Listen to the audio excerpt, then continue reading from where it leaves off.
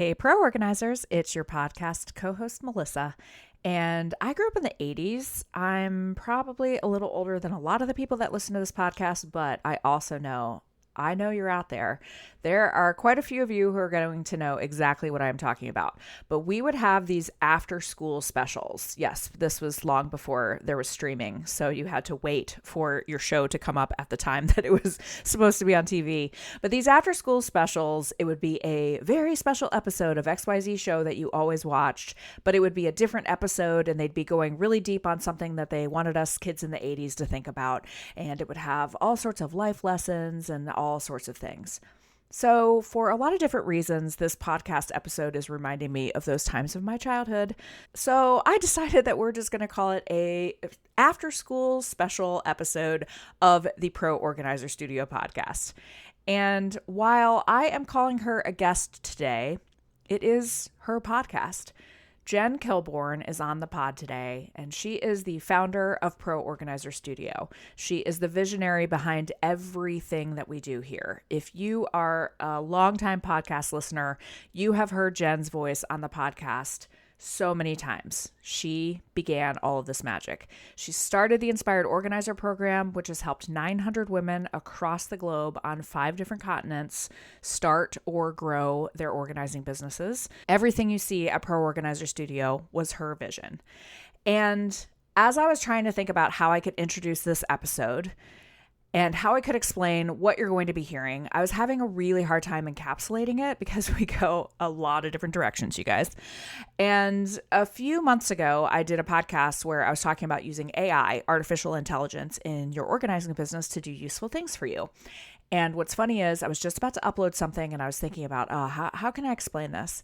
And one of the pieces of software that I used has AI capabilities and it encapsulates an episode. And it went ahead and titled it Reflections and Transformations.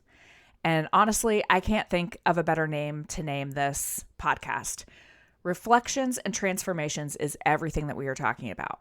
We are talking about buying and selling businesses. We are talking about personal, deep journeys. We are talking about challenges of running a business, how important the impact of major life changes are on you as a business person. We are talking about marriages, divorces, kids, relationships, so many different things here.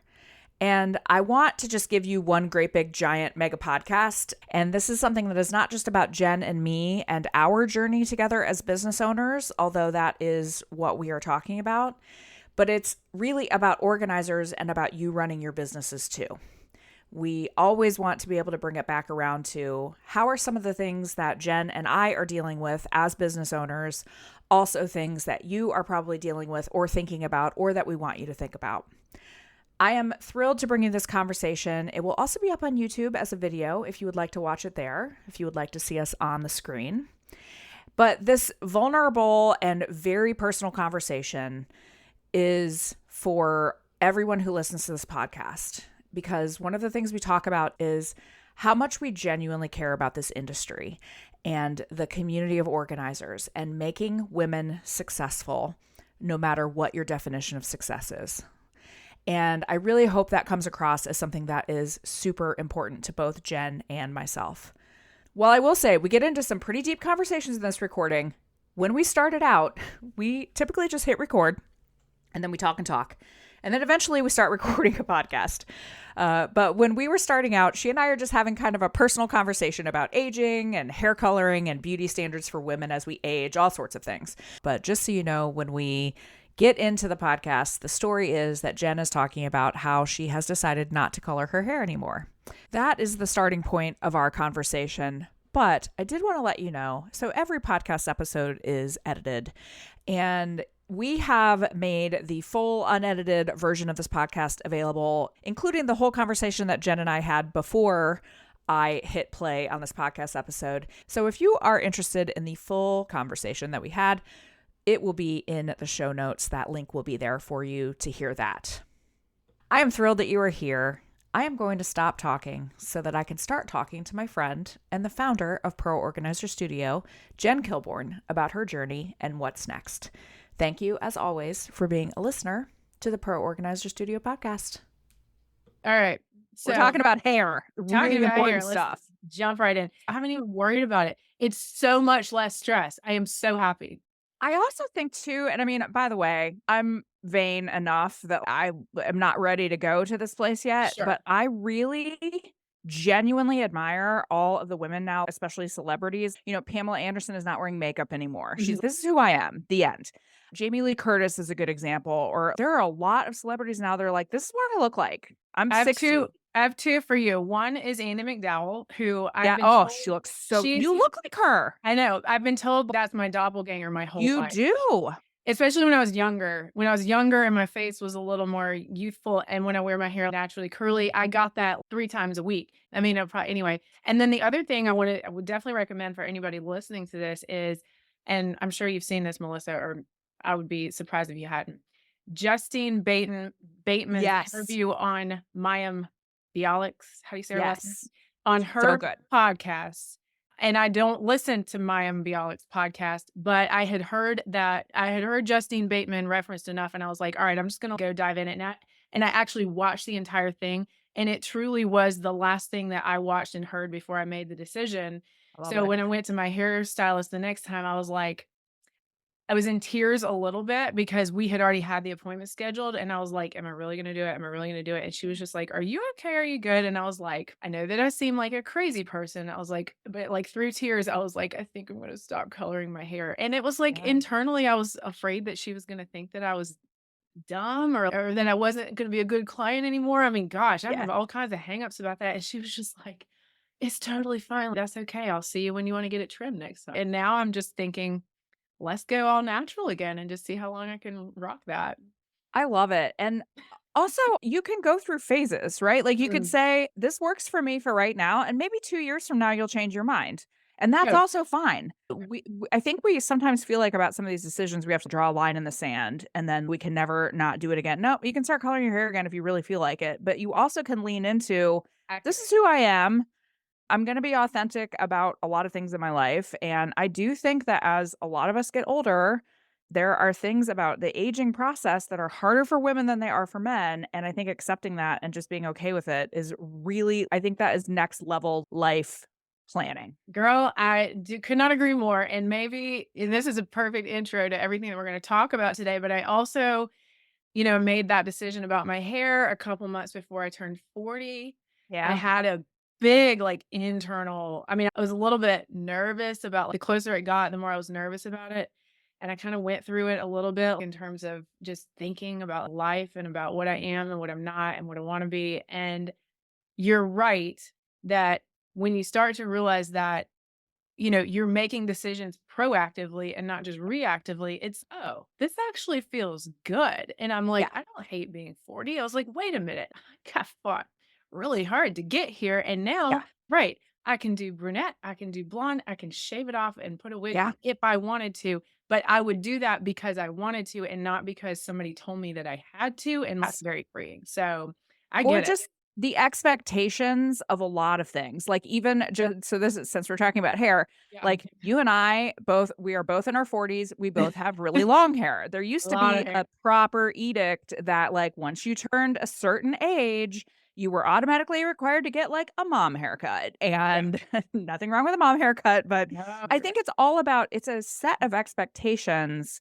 that have been pretty traditional, and it includes, like, not talking about perimenopause and menopause, and not talking about things that happen to women that Right. are real life things. So And true. I think there are a lot of things that are happening that are really good about all of us being able to say, this works for me or this doesn't work for me. As we're having this conversation about really embracing, and I know that it's a life journey, and because, we both have children who are Mhm. going out into the world who are going to have to figure these things out. But I see now a lot of women in their 20s now that are like, "Oh, I have to get Botox." It kind of bums me out when I hear that, because I'm just like, "Oh, this expectation of what you have to look like as a woman starts so early," and all that stuff that's come out recently about 10-year-olds going into Sephora and buying, like, really expensive makeup and skincare and stuff, and I don't know. Totally. This is No, clearly, that's you have funny. gotten me started down a rabbit hole, so Yeah, I'm like, yeah, I would tell this girl, especially girls in their 20s, work on your personality. That yeah, will never leave you, and correct. it will That's a open doors, fact. everywhere you go. Oh, man. Well, speaking of personalities, I love yours. Well, thanks, and I love yours right back. That's why we get along so well. We That's why really things do. work for us. So I texted you earlier to ask you if you knew your Myers-Briggs type. You did, What did you yes. say? Did you reply? Yeah, okay, so here's my sitch with the Myers-Briggs. I took the full thing, like the real deal test many years ago as a work thing. Sure. Yeah. And so I'm actually interested in your thoughts on this because you know it much better than I do. But at that time, and for a long time, I was an ENTJ. Mhm. And I know that obviously your personality is a lot more set. You don't really change core aspects of your personality. But I will tell you, I would like to take the full thing again because I wonder if I have changed quite radically. First of all, I'm definitely not an E. I'm for sure an I. I am very I much an think you are. introvert. I Oh, think I you are. definitely am. Yeah. I do not recharge by being with people. I frequently say, "Could I please go to a cabin in the woods by myself for a month?" Like, Mhm, I'm mhm, mhm. definitely an I. I think that has changed over time, but I think some of my other things have changed as well. So, That I need makes to sense. take it again.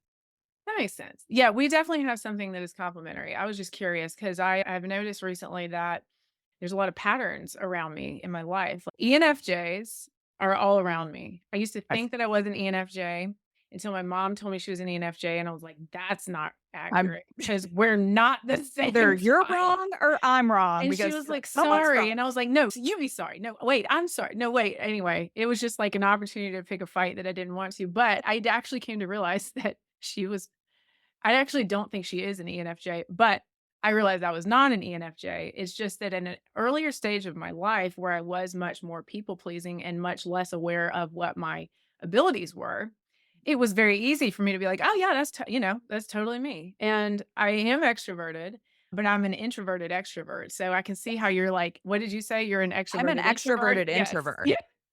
So I will talk to anyone, I will talk to strangers on the street, but I don't want the stranger on the street to then go, "Would you like to go on a walk with me?" No. Oh yeah. I No. wanna have a second conversation with you and then we're good.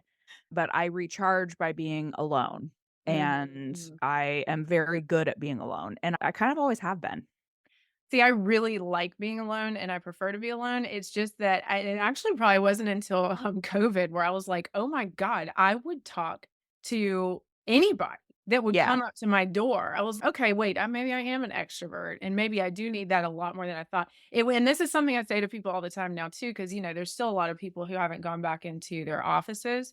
Yes. And so I'm like, "Oh, are you working remotely? Are you going into the office?" And they're like, "Yeah, 50%, whatever." And they're like, "How about you?" And I'm like, "Well, I've been working remotely, for myself now for 8 years." Yeah. It's like during the shutdowns when everybody had to work from home, that was the first time that I was ever like, "Oh my god, but wait, no, I like wanna leave my house." Like I needed that ability to do that. I wanted to retain the ability to do that because that was where I was like, "I'm You losing wanted my." the option. You wanted the Yes. option to be able to do it. Yes, yes. So that was very revealing actually Whe that I am an whereas extrovert. whereas for me, I have frequently referred to the dark days of COVID as my ideal lifestyle.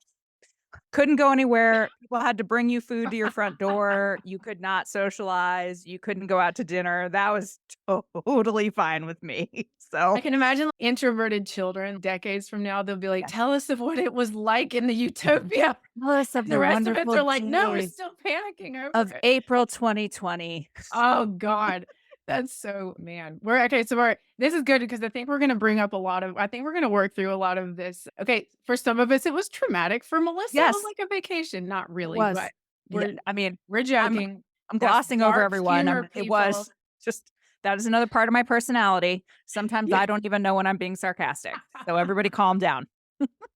Well, I feel like I'm leading our conversation so far, even You're though fine. you're interviewing me, but I keep seeing like these perfect things and to bring up. We're gonna go straight into it. Ready. Melissa, during those dark days of 2020, and we're talking literally April, May, June. Yeah. of course, after that, but it was during those dark days of 2020 that Melissa and I got really close. Yes. So this is pertinent to the conversation today because there was a period of time, and Melissa's been a part of the podcast for a really long time, and this was a little bit prior to me starting to reach out and say, okay, like, be good to maybe have some co-hosts on, and Melissa had volunteered for that.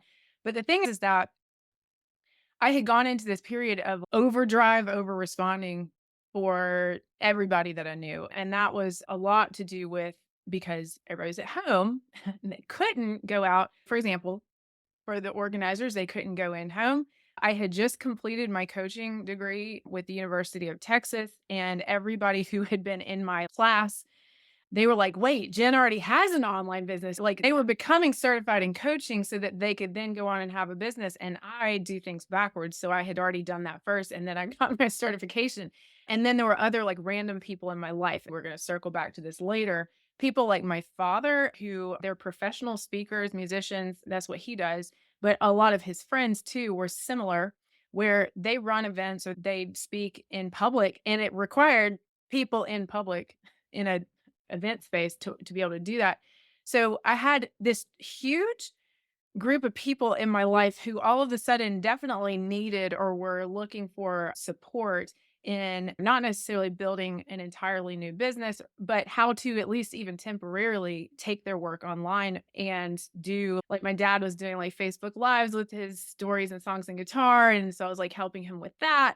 And then some of the organizers were starting to do virtual organizing sessions. And then some of my other coaching friends wanted to know much more about like how I was building out like a course and a Facebook group and a podcast. And it was like, whoa, like so overwhelming. So my personality, my response was to talk. There goes that extrovert. And everybody knows that about me. Like I, when asked, will talk your ear off about something that I'm excited about. And if I'm not excited or if I'm not asked, I look like an introvert. So Right. that's interesting. So that was a period of time where I went into full speed, 100 miles an hour. Like I got on Facebook Live every single day for well over a month straight until my voice, I actually lost my voice. And while recovering from that, I was like, whoa, I'm tired. And I had to Yeah. stop. But I got on Facebook Live every single day. So this wasn't for Pro Organizer Studio. It wasn't for anything specific. It was just like, okay, I'm going to get on here and answer questions because I knew that these people in my life had the concept that you could make money online. But I was like, hey, you do know somebody who's doing this. And I do have a different point of view. And I saw a whole bunch of other coaches, online business gurus who were suddenly trying to sell you their course. And I was like, no, like you don't need to buy a course just to understand the basics. I'm just going to teach the basics for free. And I did that. I had nothing to sell for it. I didn't want to. I really actually had no idea what I was doing other than just to keep that momentum going and answer questions. Probably around the time that I burned out, because I do recall some really specific conversations with Melissa. When I say burned out, I mean, like I said, lost my voice. I didn't You lose my literally burned your enthusiasm. voice out. Yeah. I did. um, and Bree, who was working for me at the time, she was just like, Jen, I'm a little worried about like are you gonna be able to sustain this? And I was just like, I got this. Don't worry about it. Thank you Yeah. for your thank you.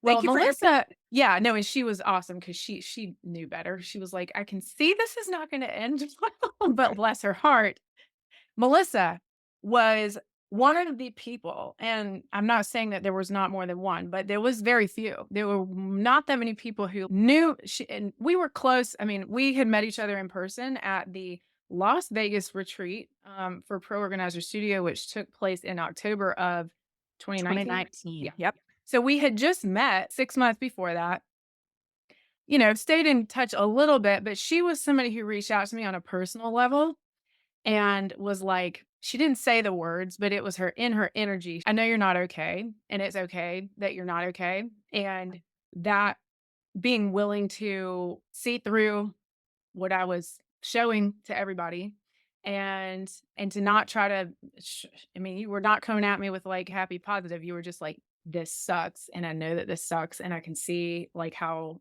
challenging this. I mean, you were saying all those things that I was just like, thank you. I felt like I could just sort of have that sigh of relief.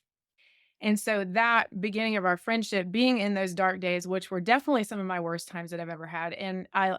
again, it doesn't hurt my feelings at all. I love that was the ideal lifestyle for you. I mean, we could go. I mean, it wasn't, there were a I lot of know, bad I times, know. right?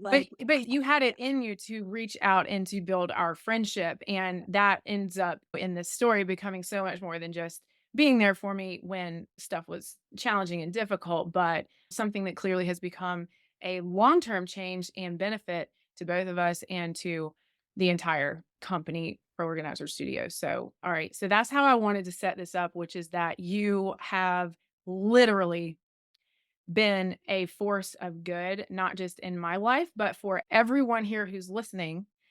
It is not an understatement to say that if Melissa had not come along at the time that she did and in the way that she did, and us beginning to work together in the way that we did, that pretty sure I'm pretty sure that although certain aspects of the business may have still existed today, it would not at all be standing. It would be like a house that I built and then moved out of and Yeah. just left it, or I would have had to just really downsize. This is good because I want to use this house metaphor. I built the house, Pro Organizer Studio. I could not continue at the level that I had been. And so it was either, okay, we're going to downsize and Pro Organizer Studio is going to be a smaller house, or somebody like Melissa comes along, not only wants to be involved, but wants to build a second level on it. Yes.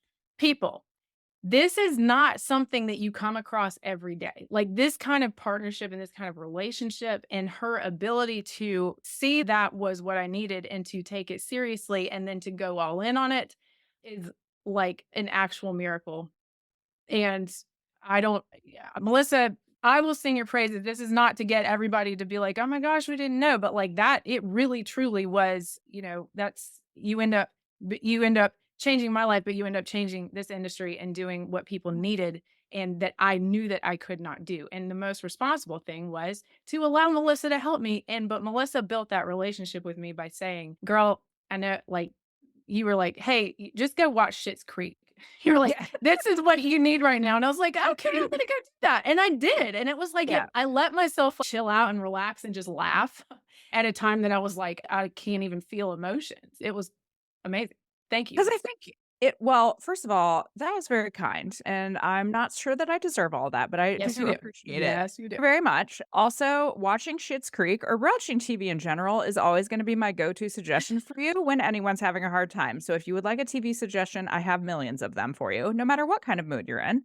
But I would also like to say, I think that people come along in your life for at different times for different reasons, and I think that it was mutual in terms of how we saved each other Mhm. because I also needed something to because you you said something, you're like, you told me to go watch Schitt's Creek and chill out. And I'm like, you and I are not generally described as chill out people. Neither of us would be described as chill Yeah. out people.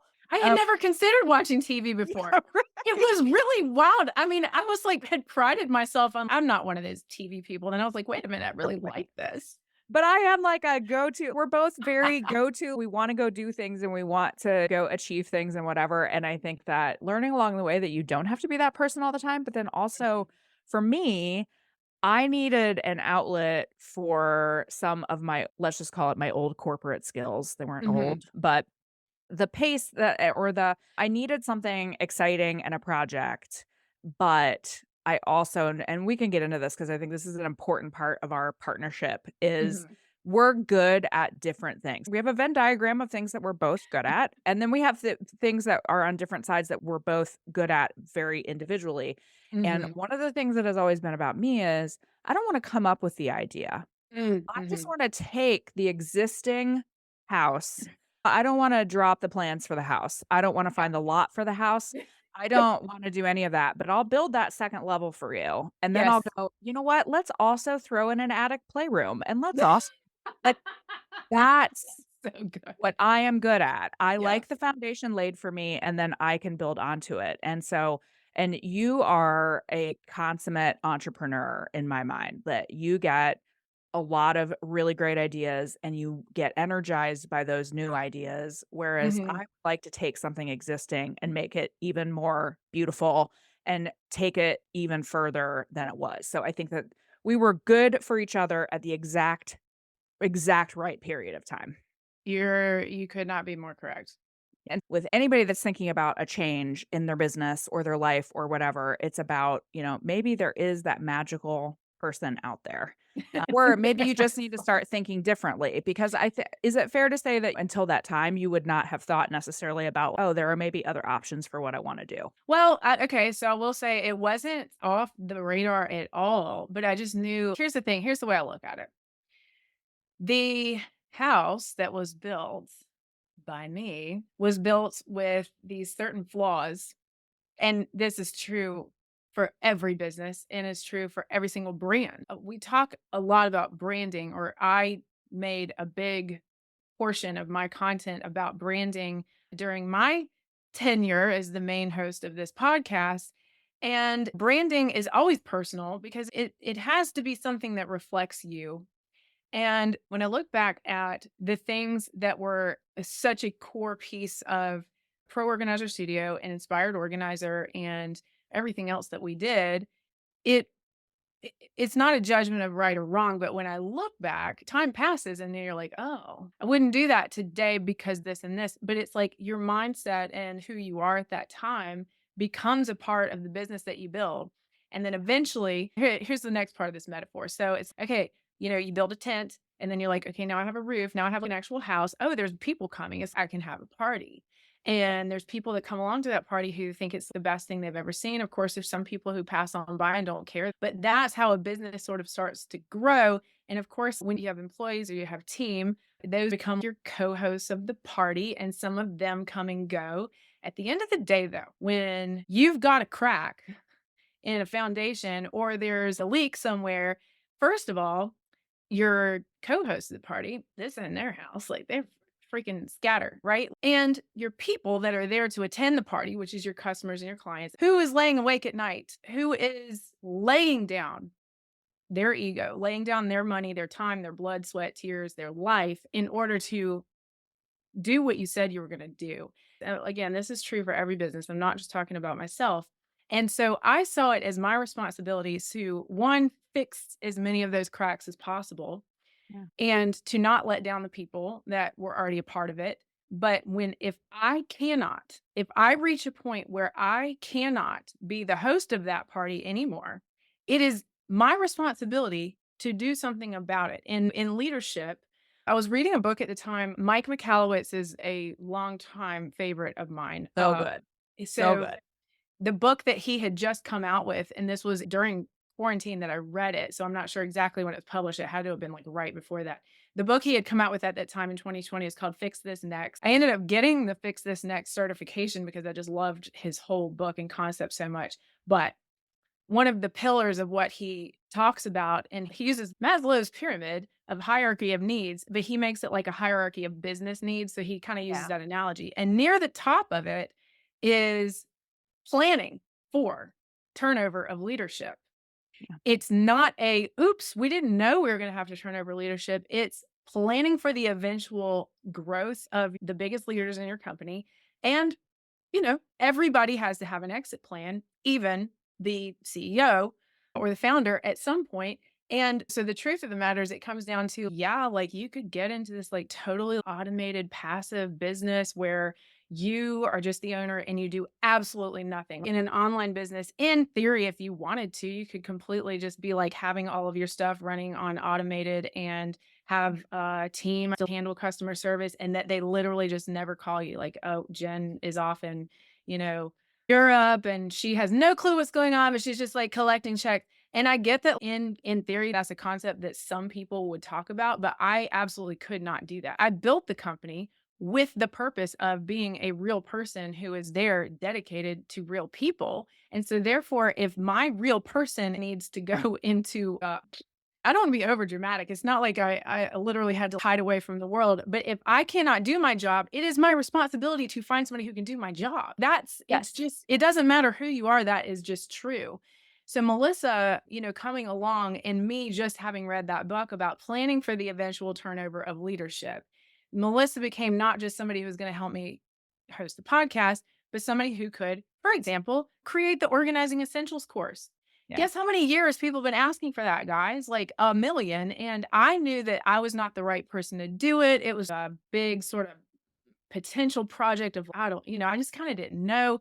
And so when Melissa came along and I saw that she had all of these skills and abilities, yes, from her corporate career, but she also, key point, within a period of time where she was ramping up her energy and ability to give and serve people, I was like, yes, it's like seeing a star that's rising. It's like, yep, that's the one. Because I was entering a period where I was like, I'm literally not going to be able to even get on a video or a podcast, which is why most of y'all have not seen me on anything in 4 years. We're doing good now. We're happy. Of course, I get on here and I talk to Melissa absolutely anytime she wants to. But leadership is not a joke. That's the bottom line to me, is that I never felt like it was a joke. I sacrificed and what I had to put in to even get it to the point that it was a one-story house. This was my time with my children when they were younger, my adult relationships, my relationships with my family. When you are a leader of a company and you have put yourself out there and said, I'm on the hook for this, it comes above everything else. So I had to find somebody who, I know Melissa said she was like, and I remember you saying this to me at the time. You were like, Jen, I would never do what you did in a million years. And she was like, and I would never try to even try to compete with you because it looks That's so also hard. true. And It's I was like, so hard. yeah, I was like, by the way, it is freaking hard. But Melissa, and I don't know, have you shared on this podcast about being a surrogate? I have not actually. Oh, No, when crap. people ask me when people ask me, like, why my business is named what it is, I'll explain to them, but I've never actually talked about it on the podcast. Oh So, my. here Well, we I go. don't want to like out that story, but I don't care. it It's is not not it's lost. out. Okay, so it's not lost on me that Melissa, this was years ago, obviously before before I came into her life, but I was like, damn, it takes a special kind of person to be a surrogate mother. And so when Melissa just talked a few minutes ago, she was like, well, I'm not a starter, but I can take over something that's already started. I was like, yeah, like a whole baby growing. Like you're like, that is such a special gift that you would even do that. But that was what my business needed. And I didn't put Yeah. all of that together at the time, but I was like, I don't just need Melissa to come in here and, half host a podcast. I need Right. her to want to continue to nurture it in the way that it deserves and to take it seriously and to take on what I put out there as my mission of serving professional organizers. And guess what, y'all? Yeah, that's what you've been seeing. That is what you've been seeing since the middle of 2020. And, of course, that was a long transition process, but this baby ain't mine anymore. It's Melissa's. It's seeing your You're child out always in the gonna be the world. baby's mom. Always the baby's mom, always the baby's mom. And there's a little bit of, so, okay, let me take a pause and then you ask a question before I keep telling you how I feel about this. No problem. No problem. Well, I think, I mean, you have said so many things there that, I mean, this might be a 7-hour podcast, so everyone buckle up.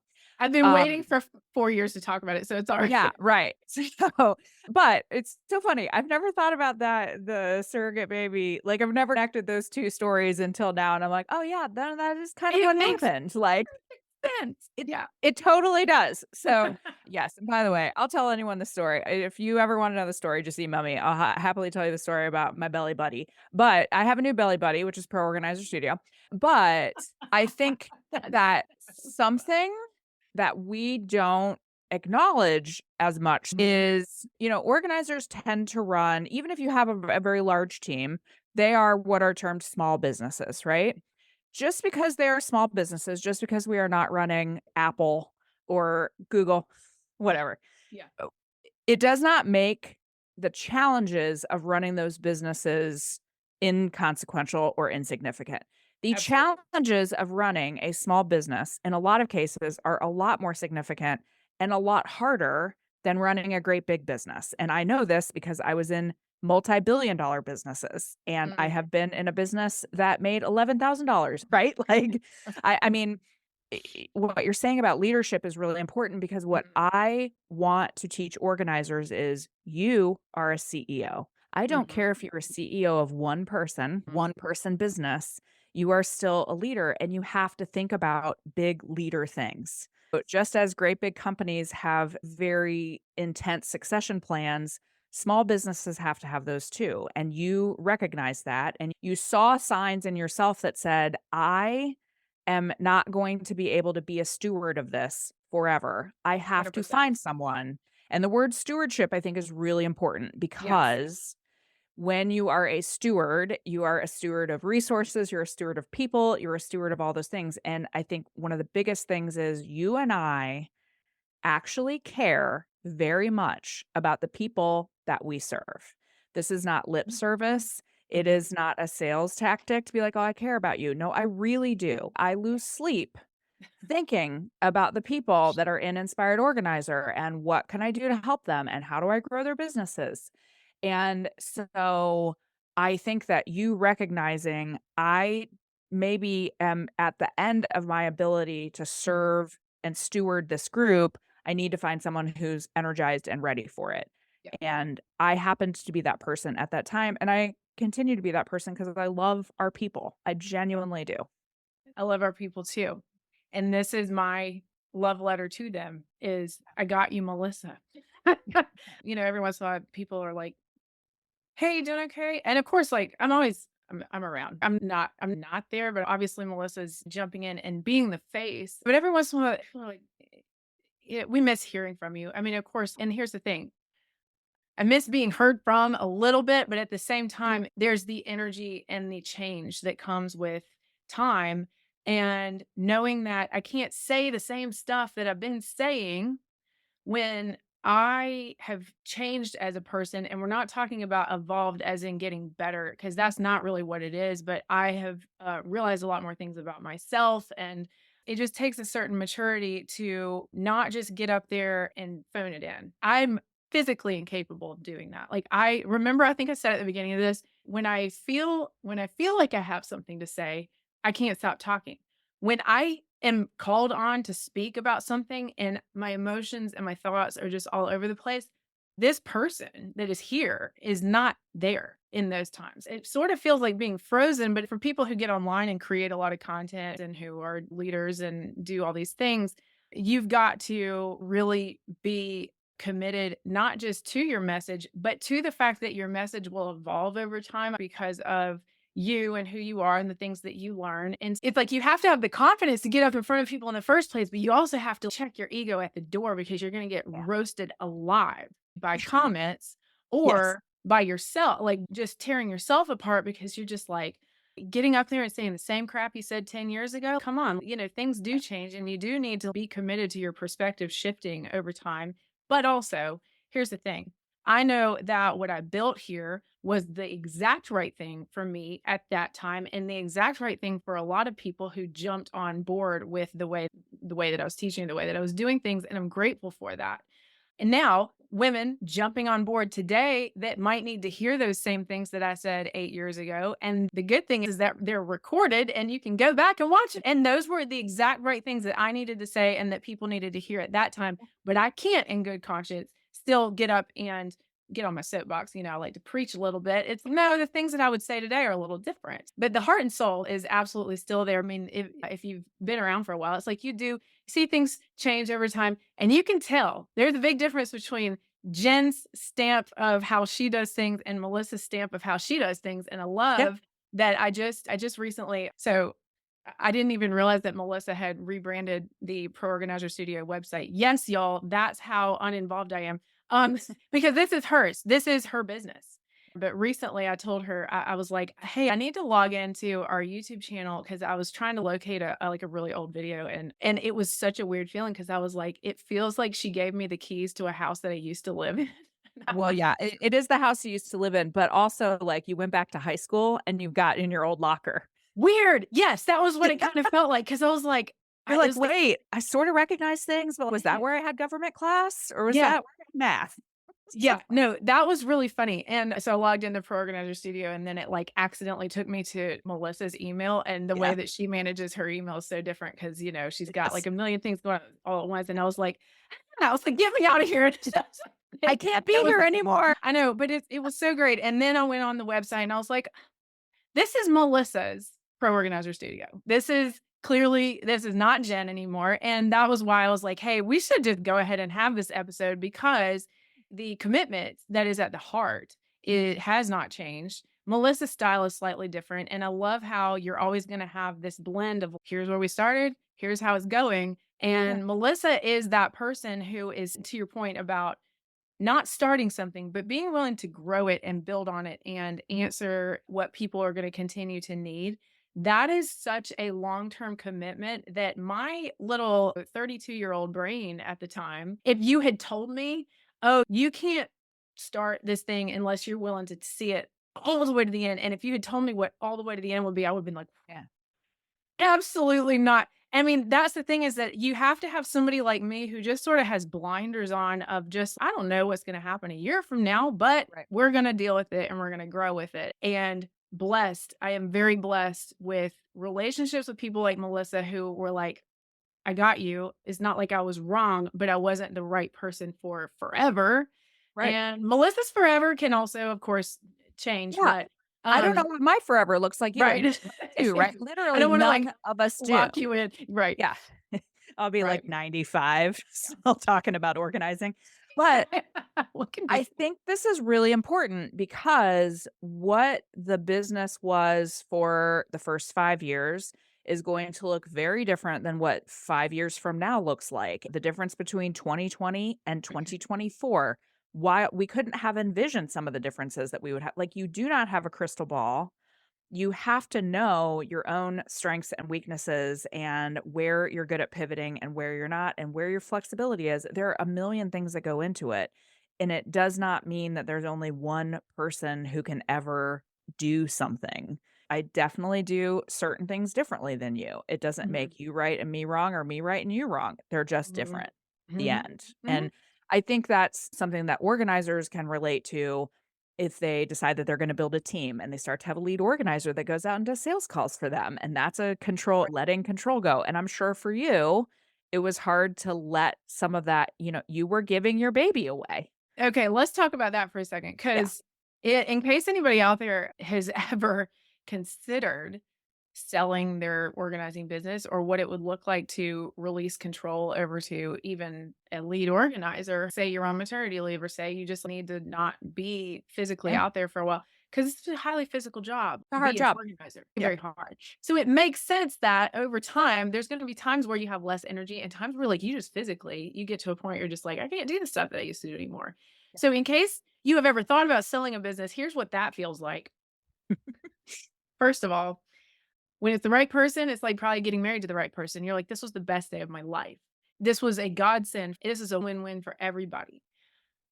But it also feels, yeah, "Hey, there goes my child that I have given up." And there's a little bit of, I will tell you, moments where you're just like, it's like seeing your kid and you're like, but her hair's not brushed like how I would have brushed Yeah. it." And, it's just little Right. things where you're just like, "I'm just not gonna look." I know it's all good. Yeah. I'm just That's why she stopped looking, you guys, because she couldn't see it. I could see it, but I was also like, "Hey." The other thing that was really important too was that long before Melissa and I made this transition, I had already backed off of I had already grown through some of my challenges, which in the early days were that I was absolutely tethered to my phone at all times of the day, answering questions on social media, talking on Facebook, private messaging people. People think of it as like being chained or chained down, but I was like, no, I'm serving. I'm doing what I'm supposed to. I'm doing and being the person that I needed to be. And to a large extent, when you're getting a business off the ground, you have to. But that issue alone caused more damage that I inflicted or that I did not see was so harmful to my children and my husband at the time than I could have even been aware of. And I had worked through that issue like already way before Melissa came on. So there was already way less of the expectation that Jen personally was going to respond to every single thing. I mean, I used to respond to every single email that I got from anybody in the early days. I mean, it was all hours of the day, personal Yes. replies. I built the business on personal replies. So there was a time that I had already gone through where I had already backed off of that. So by the time Melissa came on, it was not like I had to say, "Hey, you're not going to hear so much from me." People are already not expecting. I had the mentors in Inspired Organizer and I had Bree and we had the podcast and I wasn't managing our social media personally. So that was already sort of off my mental plate. And so when Melissa came on, it's not like it had to be this big transition. She just became another face and voice in the whole entire business. And it wasn't so much of a challenge of having to hand over the keys one day and feeling like I got kicked out. That was not it at Right. all. There was a long transition period of just bringing Melissa on and familiarizing and having everybody familiarize themselves with her as a face and voice of the business that was equal to my own and or better, especially once she launched the Organizing Essentials course and she got her Master KonMari certification. I was like, see, this is the organizer. I hesitate to say this because I don't really want to compare myself, but I'm like, this is the type of person that should be running this business because she can do all of these things. And it does help that Melissa's a little older than me and her kids are a Yep. little older than mine. So she was already at a little bit different phase of life, which was very helpful. Which makes a Um, big difference too. I mean, let's not gloss that over. My kids were at a Makes a huge difference. very different point of life. But I do also want to say something that I want you to leave this in and not edit it out. Okay. The other big difference is that you have Tim. I do. Tim, as in Melissa's husband, who I think is one of the most fantastic people that I have ever met in my life. He's pretty great. The partner that is the partner to the person who was running the company that you look up to makes a huge difference. It's not to say that the partnership that I was in did not help build this business because it absolutely did, but it was not conducive to continuing to run it at the way that I had because essentially I was at the end of what I could do. And Yeah. so, a part of me, I mean, again, it's not secretive, like y'all can stalk me, but a big part of me stepping back from the business was also me taking care of my personal life. And yes, I did get divorced, through and over COVID. I mean, it began during COVID and has been complete for a while now. And when we talk about the challenges that I had as a leader, I still went and tried to smooth over, going back to our house analogy, smooth over as many of those, I'm not going to say cracks, but just flaws, like flaws in the foundation that it was like, oh, if I was Melissa and I had a Tim, I would have never set it up that way, right? There was a certain point where it was not so much that I didn't want to watch what Melissa was doing. Of course, I'm always supportive, but it was partially too like looking back at a house that you grew up in that some really sad things happened in. Yeah. It's not just a business, that was my life. That was my entire life for so many years, and so for Melissa to come in and not just love it, but make it better is worth, like, all of the little moments where I was, you see our personalities are different. Look at our background. Look, this is Jen, and that's Melissa, and the Yeah. website There's a looks lot like going on Melissa. back here. Website looks like Melissa and the podcast sounds like Melissa, and it's supposed to because she's the person who has the ability to do all of these things. And I have a much more limited range, like Yeah. black and white. Melissa's got a lot of color. So again, it's not right or wrong. It's just kind of an understanding of the business and life are not two separate things. Your No. relationships contribute to it a lot. I know that there are many other organizers that either one, were trying to build their business as single mothers, like I did early on. There's so many challenges that come with that. And I know what those are because I had been through that part. But when you're in a leadership role and you're like fully embracing that leadership role, I believe that everybody, I truly do believe this. I don't think I used to. I think I used to think it's not that big of a deal because I was coping. Like, it's not that big of a deal if your partner's not involved in your business. Hey, this is my thing. It doesn't have to be his thing, and we don't have to see eye to eye. Well, it really does matter. If you're going to be the best leader that you can be, then your other half needs to be actively supporting it, not just tolerating it and not just being there and not just checking on it and not just, but like actively really in it. Not like I'm saying that Tim is in the business, but he is in like y'all's relationship and how he is and the way that you guys work together Mhm. is one of my top 5 couples of all time that I look up to. I That's love very I kind. love you, Tim. I know it's awkward that I keep saying that, but I really do. He appreciates it. He absolutely loves you in return, and he really appreciates it. And if he did not have COVID right now, he would be down here to say hello. Stop. He has COVID? Really does. He Imma is send him some really sick. flowers.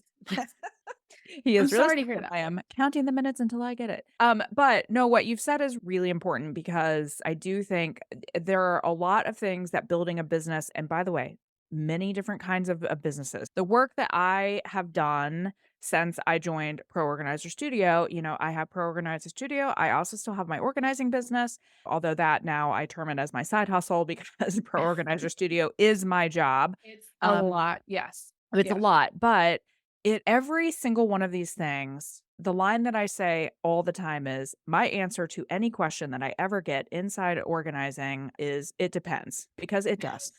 And your business depends on your support structure. Mhm, mm, And when I look at, there are women that like Megan's I interviewed a few months ago. She has 4 kids. She is a single mom running a business. I bow down to her, right? yeah, Because I have a structure in place that allows me to be able to say, I need to work till 11 o'clock tonight. And mhm. he goes, See, cool. exactly, you can I'll do go that. watch TV, I don't Yeah. care. He'll bring me dinner, at my desk, and so I am very fortunate in that, and Wow. I do not, Yeah, take that for granted at all, yeah, and also, my kids are older. yeah, My kids have always been pretty self-sufficient, so I have some things in place that allowed me to do it, but that's again a little bit of that serendipity of I happen to be the right, right person for you, you were the right person right. for me. It has been a really good partnership for that reason. Yeah. Bless Tim for bringing you food. See, I just can't quit complimenting him. I Feeds me. think he's He's gonna get, like, a giant head when I'll bring him in awesome. order to He when he wakes deserves up. to have a giant head. He should have a gi When he wakes up, I will bring this to him and be like, "Listen, do you wanna feel a little better? Jen said nice Right. things about you, and it's gonna go on the internet." I So know. And it's funny because you and I don't have the same personality, so I'm not looking for yeah. somebody exactly like Tim either. It's just that his Yeah, energy, like with you and the way that he shows up and supports you. And I've yeah, only been in person at your house once a few years ago, and I was just like, "Whoa, is this what it's like for?" He's just so he's just a joy. Like he's yeah, so fun. yeah. I just feel like I was like, yeah, like he can deal with my crazy and Melissa's crazy all in Yeah. one day. I was like, this is really cool. This is great. Anyway. Oh, yeah. No, I have had I had coworkers in my prior life who's like, "Wow, I feel really sorry for your husband, like, having to deal with you." And I'm like, "Oh my gosh, no, Wait, we why would are they say great." that? Like, we're it actually hurt my feelings, but I was gonna say that was not a very nice thing for anybody to but say. I can also be a little much. Like I always say I'm not everyone's cup of tea, and that's Mm, fine. But Tim is able to deal with my level of intensity about things, and he mhm, deals with it very gracefully. The other thing that works for us is we get ratcheted up by different things. So like mm, in parenting, I mean, this is we're kind of going off the subject, but yeah, parenting or in life, like, he'll go level 11 on something that I'm super chill about. I'm like, "Nope, we'll figure it out." And right. then I'll go level 11 on something, and he's like, "Why are we getting worked up about this? This is no big deal. What?" And so we're off at different times, which I think is actually good. So, No, I think that's beautiful. You almost be like perfectly complimentary, like yeah. personalities. Yes. But I wanna go back to something you said because and this is kind of funny, but well, it's funny to me. I can laugh about it. But one of the things that in this conversation is, having people think about whether it is their future plans or building a team, anything.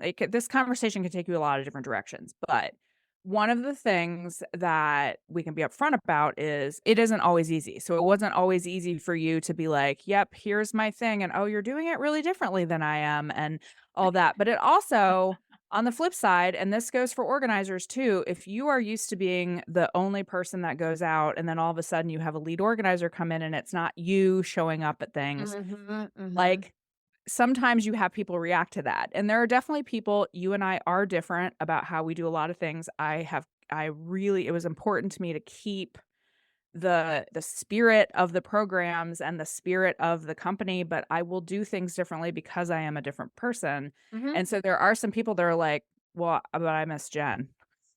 They But do? They say that? yeah, especially at the beginning, they're like, "I don't know you. Like, you just came out of the blue. I don't know you." One person was very blunt about it, but Why you didn't tell me about that?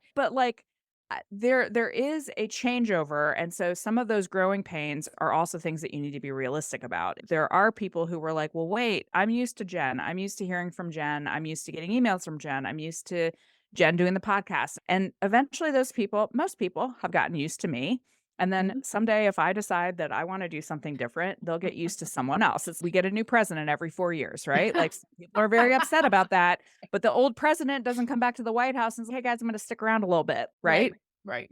But, it's just important to know that if you're going to go through a business transition, Mhm. there are a lot of things you have to be prepared for, whether you Very are the true. person that is saying, "I'm stepping back," or the person that is taking over. So being open with your team about those things, I think is really important. Very true. just understanding. It's good for people to realize. This goes back to what you said earlier about even if you're a one person company, you are a CEO. And to just recognize that the way companies work, big companies, the way companies work is people end contracts, people move on, people get new jobs, and somebody else fills the job. Even CEOs step down. Yeah. I mean, this is normal in business, the corporate world. And therefore, even when something starts with literally just me and my face, like on Yeah. Facebook Live, hey guys, it's me. It's 9 p.m. on Tuesday. Even when something starts like that, it will grow to the point where it's okay. I know it looks like it's just me and it's not. There's all these people behind the scenes that contribute to this. And so it's just helpful to recognize because, I'm sure Melissa actually had a really great answer and told people, like, hey, Jen's not disappeared. It's just I'm part of the front facing team now. Of course, people don't watch every single piece of content. So it's yeah, you're probably tuning into your favorite show and you're like, wait a minute, Wait a minute. this guest host never leaves. Like, where's my person? There's a different Phoebe on Friends. What's going on? Exactly. It's like, What happened to Phoebe? right, right. And yeah, people do have to adjust.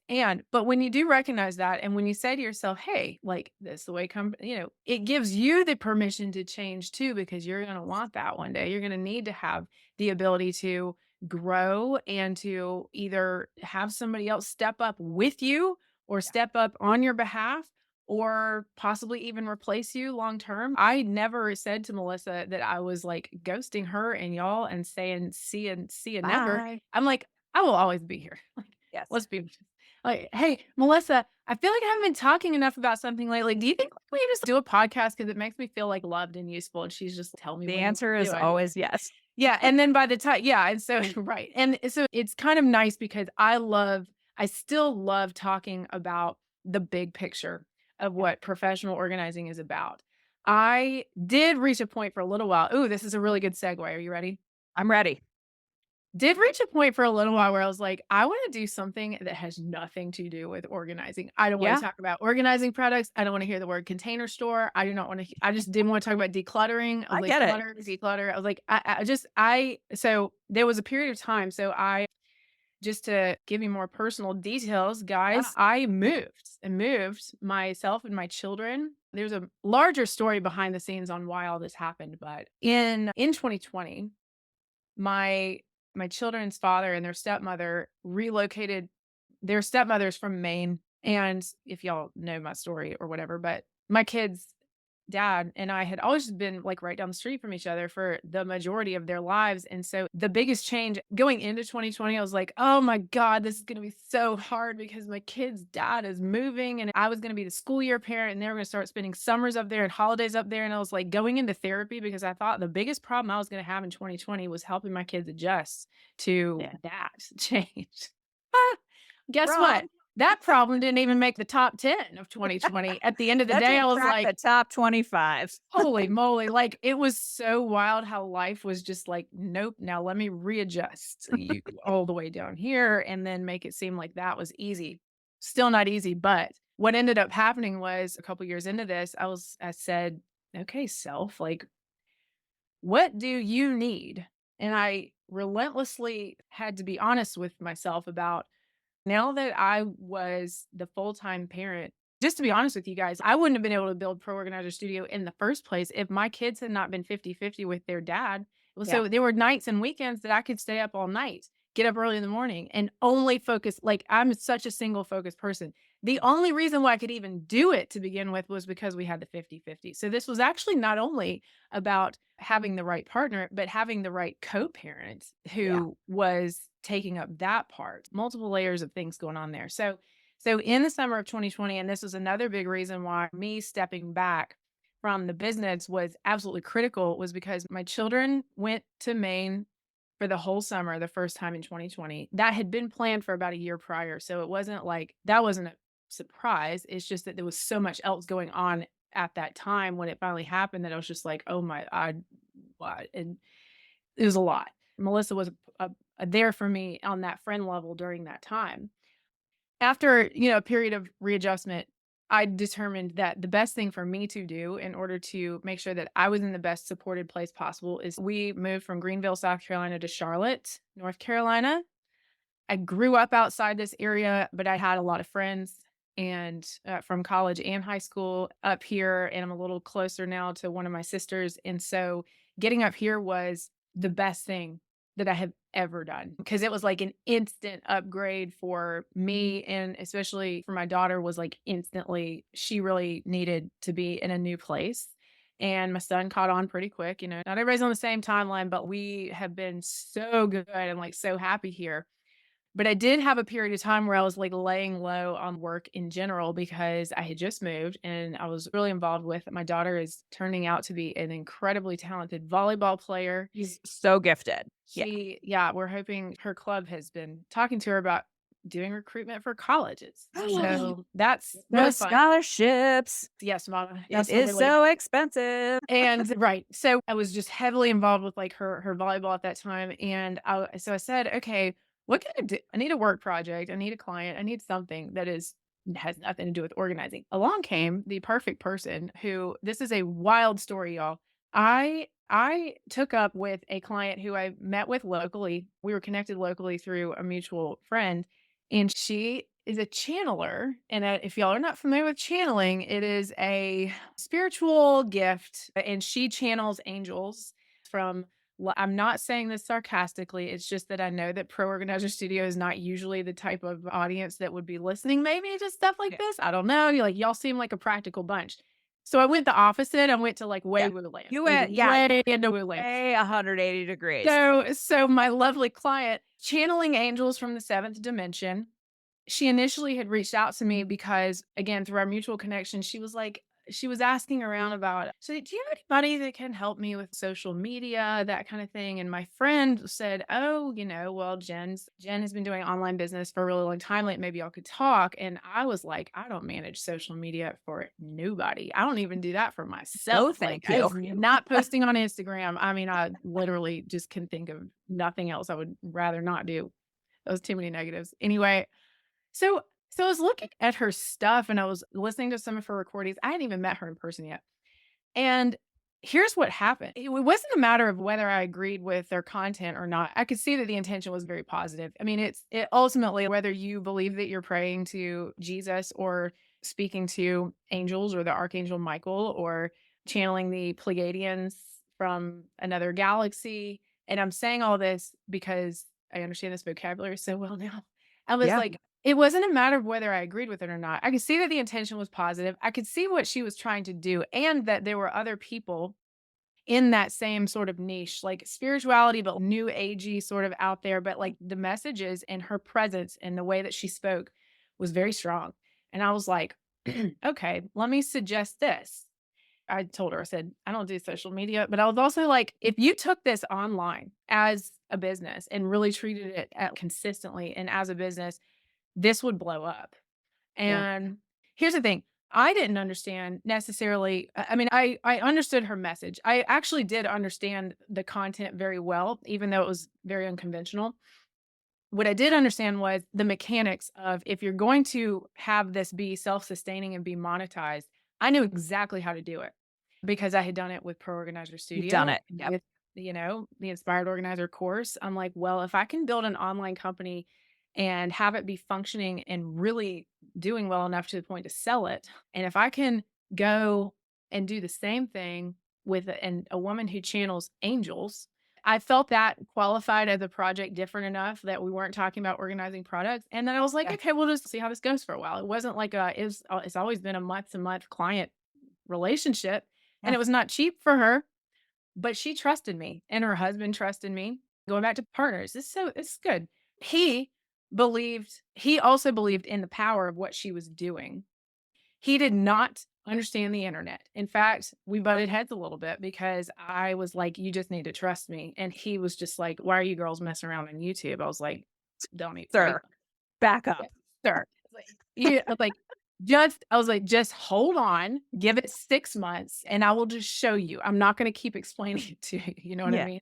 Yes. I like to, I'm a little feisty. Does anybody know that? Anyway, so I got into this with her and it challenged me deeply Sure. because at times, and I told Melissa this, I was like, this woman, she's lovely. She's a little crazy. I was like, she's really awesome though. We get along really well and we worked really well. The key was is that she trusted me. She Yeah. trusted me 100%.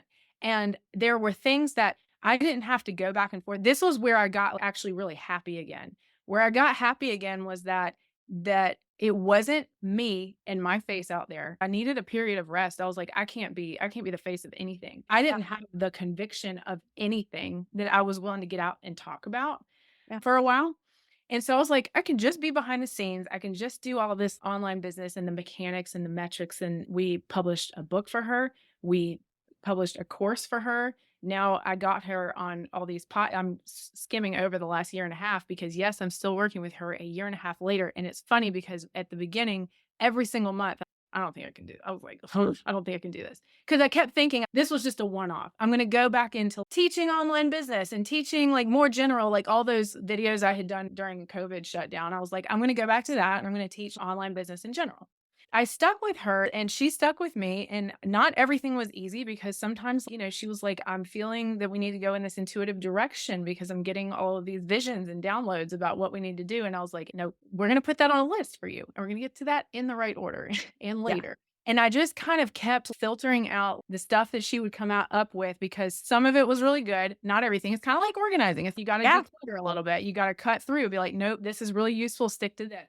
And I kept her on the right track. And she trusted me long enough that a year and a half later, everybody in her industry is like, where did you come from? How did Yeah. you get this successful so fast? She's charging $300 to talk to her for 45 minutes. And at the beginning of us working together, she was like, you're going to slap me on the hand because I'm just not going to be able to ever charge anybody anything to talk one-on-one. Oh, girl.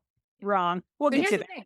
Remember when I said that all of these growing pains that I had been through with Pro Organizer Studio and in the early years of all the things that I was like, oh, I wouldn't do that now. I got to apply all of that to her. Yeah. And she knew that I knew what I was talking about because believe me, I have made these mistakes and you don't want to set it up to where people think that there's like a free hotline and you're on the other side of it. And you want to make sure that you're charging for some of your content. Yes, of course, a lot of it can be free, but you have to have something that is a paid offer that goes deeper with you. And I know that people think that you can't or shouldn't, or it's weird to charge money for spiritual content online. But I was like, nope, just trust me. Just trust me. Churches pass the basket around every week. 100%. Yeah, absolutely. Absolutely. And since we're talking about that, my father, and actually the majority of the people in my family, even though I've never really shared this on the podcast either. Oh, we're going deep. I love it. A lot of people in my family work in ministry or have a career that is spiritually related. My father is a professional musician who he's been like a resource person, like a speaker and a musician performer in churches for my entire life. I used to talk about on this podcast in the early days. I was like, well, I always wanted to be an entrepreneur like my dad. Well, that's the kind of entrepreneur he was. He was a spiritual leader that worked for himself and he sold, I mean, the way he monetizes his career is yes, he sells CDs and tapes. Of course, this was back in the day. Yes. Dad doesn't want to put his music on Spotify for some crazy reason, but anyway, Okay. he has a moral issue. But yes, he sold physical CDs and tapes. Churches would pay him a certain fee to book him. And then, yeah, they'd pass offering around to help, contribute to his work. I mean, that is a large part of how he monetized that without charging $1 million for him to just show up. So that was his way. And it's funny because he talks about, he was like, well, I just wanted to be a rock and roll star. But the only way I could see how to do that was to combine it with being in church because he was the son of a long line of missionaries. And so when he Interesting. came over, when I say he came over, he grew up in Korea on the mission field with like Really? Oh, I totally didn't know this. his family and all of his cousins and all I mean, I'm telling you, the Kilbournes are missionaries generations back. And so he came back to the US to go to college and he went to seminary and got like the whole thing. And he was that really straight-laced, like product of that environment. Yeah. And then he hit like maybe his mid-20s and he went like full like hippie. Like he like moved to Colorado and was being a musician. But the way his ministry evolved was he became like this young, cool guy. He was an ordained minister. He didn't stay serving just one church, but his own personal philosophy about about his beliefs came through the storytelling that he would do, and he modernized Bible stories so that they felt like they were present day and not like a million ancient years ago. And so he just sort of made church and Sunday school cool, and that was his thing. And that was his whole entire career. And so when I'm looking at someone like the angel channeler, and then I combine that with my experience with Pro Organizer Studio and the online business aspect, I was like, well, who are you gonna find? Not to toot my own horn, but a little bit. I'm like, I'm a weirdo. Like, I'm tooting my Yeah. weirdo horn. I'm like one of the few people who, one, has been raised in that environment of this is how I was supported as a child. That was like the family's source of income. And he really made his own path out of being himself. Okay. And then I made my own path out of being myself with Pro Organizer Studio. And then I helped this woman make her own path out of channeling multidimensional beings. And it's not funny to the people whose lives are changed by her work, because there are people, I mean, there's always going to be a subset of people, especially on the internet, who are interested in what exactly it is that you do. They don't want to hear from other people. They Absolutely. love, yes, they love your style. They love Yes. your presentation. They love your teaching style. And that's why there's so many flavors out there, because we are all different. And even if you feel like you're like a first grader in the scheme of things, you can still teach the people something that they're at the baby level. You're so far ahead of them. You don't have to be like graduate degree master. So yeah, so I going back to what I was saying a few minutes ago, and then I promise I'm going to take another breath. I turned 40 recently, and I've been working with the angel channeler. And, now at this point, I'm like, we're in deep because our relationship is so tight. We really work well together. She's killing it. All the people that I talk to that I know now in her industry, because I'm really close with several of the big podcast hosts, and I have worked directly with a couple of companies that she has partnered with who have also asked me. They're like, "We see what you did. Can you come do that for us?" And I finally realized, I was like, I don't know why I'm running away from this, because life seems to be telling me, Jen, you keep having these people fall into your lap. They're not all in the spiritual realm either. So my website today is everydear.com, every DEAR communications. That site was registered in 2020 because I Right. knew that I was going in a more general communications and online business teaching direction. I took my first clients that were not professional organizers in 2021. So we're going on 3 years now. The type of people that like my personality or see my work, it's either these high level spiritual people, which again, I'm not judging what they believe. It's just that for me, it's not about their beliefs. It's about communicating that message and communicating it to the people who need it. Um, the other type of people that tend to fall in my lap are extremely visionary entrepreneurs. So we're talking about people who they're really smart, but they're the type of people who are so smart that they don't really communicate to other people very well. Yeah. like Yep. so I sort of become like the translator. Now, this Like makes the book smart, sort of the book smart, not street smart type of people that they can't communicate. They're very yes, brilliant ideas in yes. Or you're understandable like language. highly Yes. technical people who don't really present super well. They need sort of like an in-between person. Now, this makes sense too, because an earlier part of my career, I was working in communications at Michelin, North America, in the IT department. This was in Greenville, South Carolina. And so my job was to listen to the highly technical guys that were like talking about systems down, was processing and la, la, la, la, la, and you're just like, okay, let me write an email that says, here's how long this web page is going to be out of order Yeah. Right. and have it be accurate. I mean, Yeah. so sounds simple, but it's a very important job, because for the other people of the whole other 10,000 people of the company that are not tech savvy, they're going to email us about a billion times if we are not communicating exactly what is wrong and exactly what Yeah. is. And so my job is to understand that and translate it into normal humans, like normal human speech. So those are also the kind of people in my private clients who tend to be attracted to me, because I have some kind of gift, Melissa, and I'm just now realizing this. See, this is long-term eye-opening information that I didn't know at the beginning of Pro Organizer Studio. My gift is that I understand them, or at least that I make them feel understood. Now, I can process the details of what they're talking about. I can't turn around and necessarily teach it to somebody else, but I get the gist. I make them feel understood. I make them feel taken care of. And I'm like, we're going to simplify this. Mhm. Organizing, simplifying. We're going to organize what you're trying to say. We're going to simplify it. We're going to make this easy to consume for everybody else that needs to hear this message.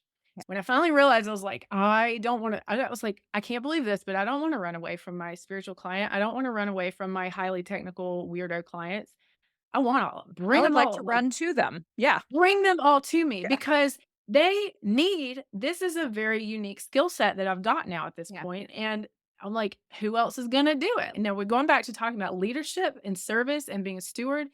If I don't use the gifts that I have, there are real people out there who will always feel, first of all, like they're failures because they're trying, but they're not really doing it right. For example, a lot of people who just they wanna teach something or they're really passionate and they have this big message and they're very visionary and they're just like, "Oh, I'll just start a YouTube channel," and then they're like, "Wait a minute, only 2 people viewed my Yeah. video." There's so much more strategy that goes into these things than what Yes. even starts to be apparent at the surface, and I've lived all of that for so long now that it's easy for me to just say, "If you can just trust me, I'm gonna take your message and I'm going to put it in the right containers at the right time, and we're going to build out this system, and we're not going to take you out of the business. We're just going to keep you in your right place and so that you're not messing with all this stuff behind the scenes." And that's what I've done for several people now. And so as of my 40th birthday and the new year, it kind of all comes together. I was like, well, Jen's doing a new program. Jen has to get back out on the soapbox, even though Jen, as a person, does not necessarily want to. It's nope. I found a new thing that I have to do that is very similar to how I felt when I started Pro Organizer Studio. I was so convicted and I couldn't shut up about it anyway. And I was like, well, let's get on Facebook Live and let's do this course. And that was how all this started. And so we have come full circle because you can't necessarily plan for these things, but once they happen, it's like, what else? I know myself better now. I'm like, I can't run away. Like, And can't not do it. I have to. what you're talking about right now, and we'll just use the word compulsion, which is a word that has a lot of negative connotations to it, but that's I'm what it fine with is. it. I'm compulsive. But that's how I felt about starting my organizing business. It was the Mhm. only thing that I could think about. And I had read this quote. I'm not usually into cheesy quotes, but there was a quote that just happened to come along at the right time that was, if you can't stop thinking about it, you need to start building it. 100%. And Yeah. that is how I felt about my organizing businesses. I was just convicted that this is what I wanted to do, and I Mhm. wanted other people to feel the way that I had felt about getting my shit together, Mhm. and I wanted other people to have that magic, and then I also then became very convicted that I saw people making so many mistakes building their business, just like you Yeah. said. I did. You were like, "Wait a minute, why are you doing blah, blah, blah? No, Right. we're gonna reorient right over here." And so sometimes those are gifts that you are given Mhm. from the seventh dimension, from God, from I don't know who, from who. True. Thank you for saying that. But, that was my conviction of, no, I would like to teach other people how to start organizing businesses and how to stop all of the garbage that you waste time on for a year. And so when you have that feeling, which you did, Yeah. you have to run toward it because you have to see it play out. Otherwise, 10 years from now, you're gonna be like, "Man, what if? Mhm. What Mhm. if?" It's there was definitely a feeling of there's healing and there's rest and there's like taking a sabbatical. And then there's like, when has it become selfishness in a way and stubbornness in a big way? And that feeling definitely hit me because, it takes me a while to process things. I don't know why that is, especially compliments. Yes. It's hard for me to process a compliment. It's actually very difficult when people who I have met through this company, in person, and we did meetups, we did retreats, and people be like, "Oh my gosh, I feel like I know you, like you've Yeah. changed my life and your YouTube channel." And I'm just like, "Oh my gosh, like that's crazy." And it's like I could not ever connect the fact that they were talking about me. Because I'm like, when I was doing the content, I felt like I was talking to myself and 5 other people, Right. but the impact of putting yourself online and the videos and how that just the algorithm and how it just spreads out and how people can find you, it is almost as close to magic, I guess, as you can get. But it was so crazy because when people would say things like that, I'm just like, that's so exciting that your life was changed, but I'm like, that wasn't me that did that. I just could never connect that. And I don't know if maybe it's not false humility. I just was like, that's just such a weird feeling for me. I just couldn't ever get it. Maybe if I had, I don't know. I can't really say. I think you and I are both uncomfortable with compliments or when people say things that are very like when people say things like that, it's hard to accept that well, I'm just like I know. telling you things. I'm not saying anything that is, I am not a senator. I'm not a like you Well, just think, well, I see what you're thank saying. you. No, yeah, and it's not that I didn't feel appreciated in my role at Yeah. Pro Organizer Studio, because I absolutely did. It was just that when somebody would meet me and say that, I was just like, Yeah. this is so weird. It's like real life. Like, what?" Like, Sure. and none of it felt really real, I guess, because I was so focused and so honed in on doing all the things that I was doing. Anyway, with this other client, though, she compliments me constantly, all the time, and I was like, I mean, yeah, I definitely had a certain amount of "I told you so" energy, not towards Right. her. "I Yes. told you so" energy towards her husband, because I was gonna say toward her husband for I sure. was I knew this was gonna work. I was I like, told "'Cause it's just you. math. It's just math." I was like, I knew it was gonna be fine, but he didn't understand the internet at all, but Right. anyway. But it wasn't until I really had to see it. I'm tracking, like, her metrics over the whole year, and finally, like, something just kind of hit me where I was like, "Huh, I did this." Yeah. Now she did it, but she wouldn't have had she would have still just been like, I don't know, sharing a random post on Instagram or maybe trying to literally type up a transcript herself on her blog. That was Yeah. where she started. She was just like, "Oh, I don't know, like maybe, maybe somebody will want to have a private session with me." Now she does Zoom sessions and she's making more money than I ever have. Yeah. It's wild, actually. And so when I finally realized, I was like, "Wait a minute. Like I have to see my own compliments or I have to see my own measured success." I think that when somebody gives me the compliment, I mean, I love it and I feel good, but I don't feel that deep emotion of like patting myself on the back. I don't let other people pat me on the back. I have to Yeah. be the one that do Yeah. that. Well, for you, it needs to be maybe a little bit more data based. I need to Yeah, see the visual. actual Yes. number that Yeah. indeed says, yes, you do know what you're doing. Right. And so Right. then you go, okay, yeah, I can acknowledge that. So Yeah, yeah, but also it's like, why am I surprised? Because I did have faith in myself and I knew that sure. I knew what I was doing, but I mean, at the end of the day, I was a little bit surprised that I stuck with it as long as I did because there were times where I was just like, this is not my people. This was a sidetrack. I'm gonna get back into like business. And I'm like, wait a minute, these spiritual people don't have other people giving them really good business advice because it Correct. does help. And this is what I did with professional organizers. It's helpful for somebody to translate general business advice to your industry specifically. To a specific, very specific niche. Yes. Yes. Not just a Yes. generalized Right. service industry or Because whatever. if you're just getting started as a professional organizer, you can read the best business book in the world and you're not going to know exactly how to apply it specifically for all of the little intricate details that organizing has to bring with it. And so I'm doing the same thing now. I'm doing the same thing now for spiritual, visionary, highly head in the clouds woo people, whether they're entrepreneurs or just spiritual teachers.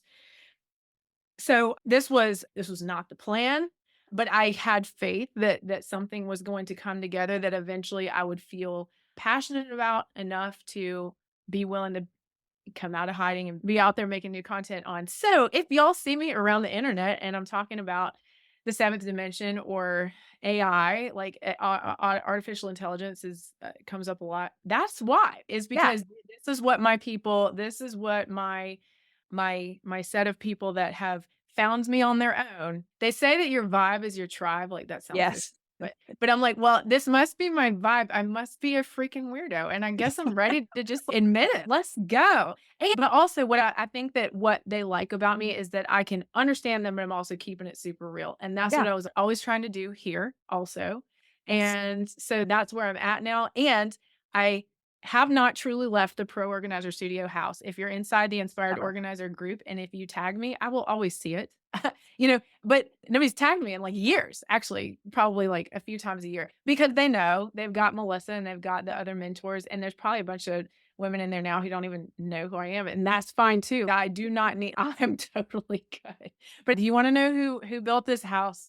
I'm responsible. Melissa is the person who has made it truly a home and a long-term comfortable home for everybody here. I want to go back to a few things though. I think that there's something that weird that I want to pick out of that Mhm. is, or maybe not weird, but when I first met you, I'm like, oh, a famous person. You did And say that. I did. I was like, "You're famous." And you're like, "What?"